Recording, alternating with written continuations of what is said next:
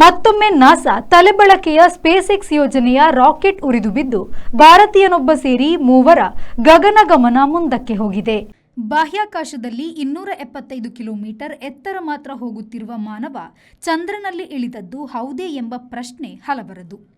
ಅಂತಾರಾಷ್ಟ್ರೀಯ ಬಾಹ್ಯಾಕಾಶ ನಿಲ್ದಾಣ 275 ಕಿಲೋಮೀಟರ್ ಎತ್ತರದಲ್ಲಿ ಇದೆ. ನಾಸಾದ ಸಾಧನೆ ಹತ್ತಾರು.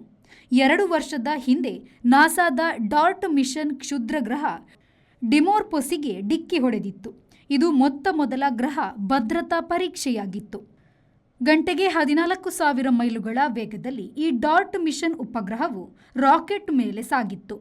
ಡಿಮೋರ್ಫೋಸ್ 520 ಅಡಿ ಉದ್ದ, 11 ಬಿಲಿಯನ್ ಪೌಂಡ್ ತೂಕದ್ದು. ಇದು ಭೂಮಿಯಿಂದ 70 ಲಕ್ಷ ಮೈಲು ದೂರದಲ್ಲಿ ಇತ್ತು. ಕ್ಷುದ್ರಗ್ರಹಗಳು ಭೂಮಿಗೆ ಮಾರಕವಾಗದಂತೆ ಅವುಗಳ ಪಥ ತಿರುಗಿಸುವುದು ಈ ಯೋಜನೆಯ ಉದ್ದೇಶ. ಒಂದು ಆಯಿತು, ಇನ್ನೊಂದು ಕಾಣಿಸದೇ ಹೋಯಿತು.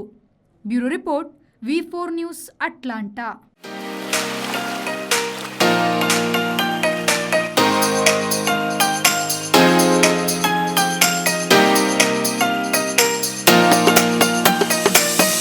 Tandoor Family Restaurant brings you Mangalorean Seafood Thali.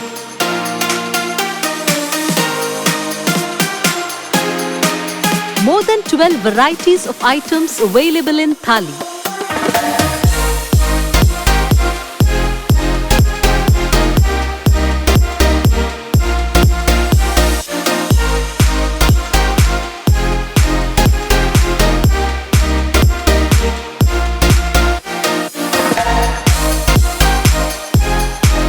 Enjoy varieties of coastal cuisines at Tandoor. Tandoor Family Restaurant, Pintos Lane, Jail Road, Karungalpadi, Mangalore. Contact 7760 609090.